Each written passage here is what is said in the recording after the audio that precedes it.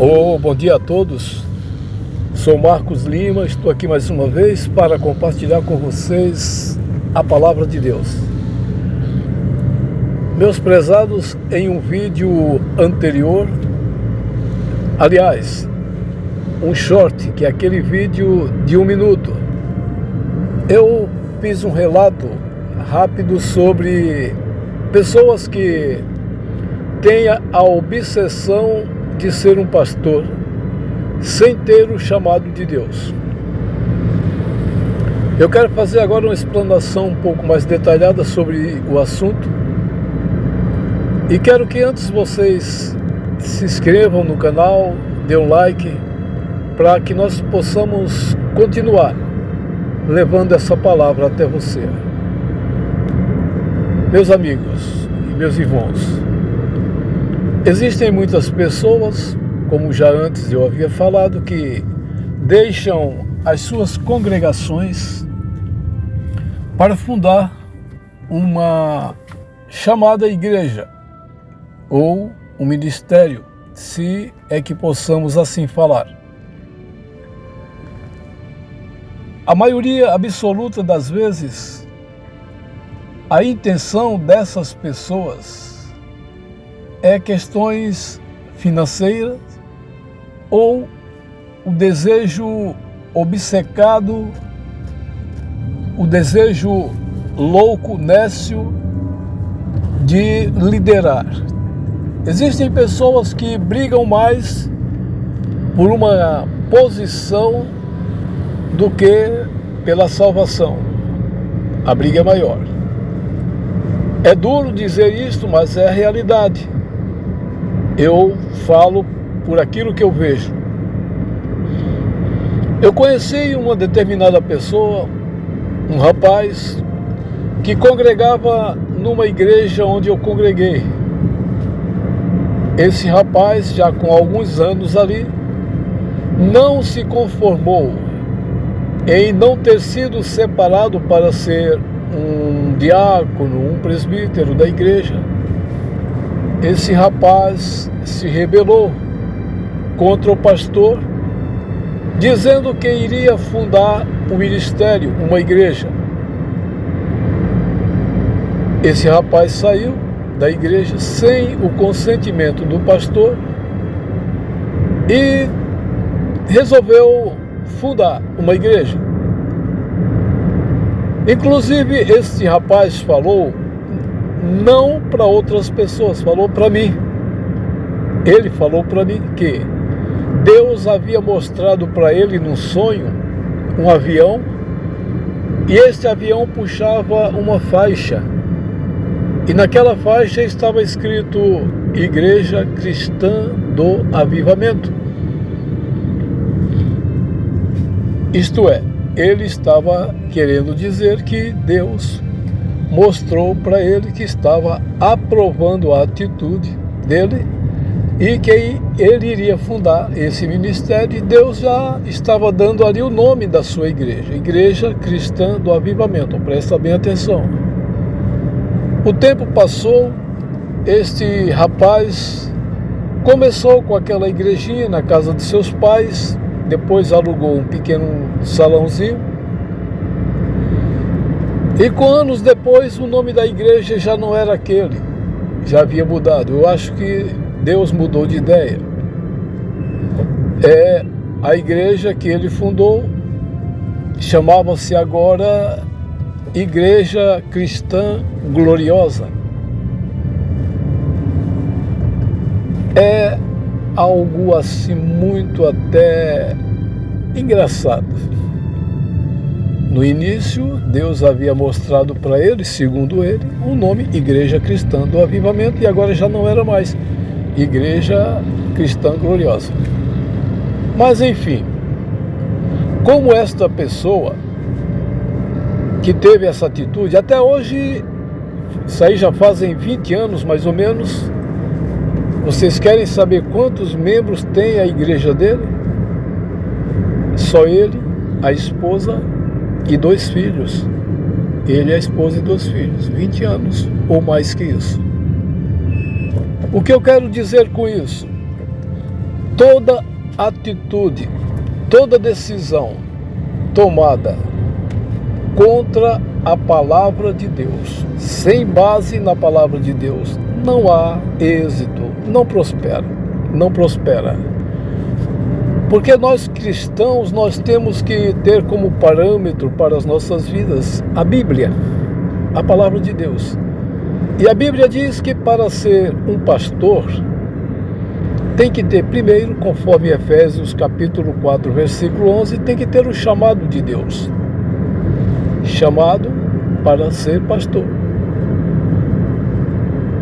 Outra coisa, se você congrega numa determinada igreja e Deus tem algo a realizar através da sua vida, uma obra à parte, Deus vai revelar para você e revela também para o seu pastor, porque Deus não é Deus de confusão. Você lembra que quando Deus tinha uma obra para realizar na vida de Cornélio, na família de Cornélio, primeiro Deus revelou para Pedro, Deus mandou aquela visão para Pedro do lençol com aqueles répteis. Depois Deus manda o sonho para Cornélio. Cornélio manda um dos seus homens na casa onde está Pedro. Ele chega lá, os homens de Cornélio chegam lá, falam com Pedro e diz que Deus falou com Cornélio através de um sonho que Pedro teria que ir na casa de Cornélio. Pedro vai lá na casa de Cornélio, prega o evangelho, toda a família de Cornélio se converte, o Espírito Santo desce sobre todos eles e Deus faz a obra, porque Deus havia falado. Deus revelou com antecedência. Deus não deixa ninguém em dúvida. Deus não é de confusão. Então, se você, meu irmão, que está me ouvindo, você está na sua congregação. Primeiro a Bíblia diz para não deixar as vossas congregações. A Bíblia diz que nós devemos obedecer aos nossos líderes. Obedecer aos nossos líderes, aos nossos pastores. E para ser um pastor de uma igreja, para pastorear, se faz necessário ser chamado por Deus, ter a unção para isso. E uma das maiores características, o maior requisito para o homem pastorear uma igreja, primeiro ele tem que ser chamado, tem que ser ungido e tem que ser manso. A característica principal é esta, mansidão. Nem todos são mansos. Então, meu prezado, o que está faltando em muitas igrejas hoje é o ensinamento da palavra de Deus. Muitas pessoas estão dentro da igreja e não sabem o verdadeiro significado da palavra pastor. Muitos pensam que ser pastor é um mar de rosas, é uma vida fácil. Não, ser pastor é uma coisa espinhosa. Quando realmente é pastor, é espinhoso, é glorioso, porém espinhoso. Um certo jovem chegou para o seu pastor e disse para o seu pastor: pastor, eu sonhei que eu estava em cima de um monte de abacaxi e descascando um abacaxi. Ele sonhou que estava em cima de um monte de abacaxi e descascando o abacaxi. Quando ele contou para o pastor dele olhou para ele e disse: já sei, você vai ser pastor. Então, meus prezados, eu quero dizer a vocês, a você que está com o pensamento de ser um pastor, a Bíblia diz que aquele que deseja o episcopado, excelente coisa deseja. Aquele que deseja o episcopado, excelente coisa, deseja. Se você tem um desejo de ser pastor, é um desejo. Eu posso desejar qualquer coisa, eu tenho o direito de desejar ser um milionário, posso desejar ser isso ou aquilo, mas uma coisa é eu desejar, outra coisa, será que está dentro do plano de Deus?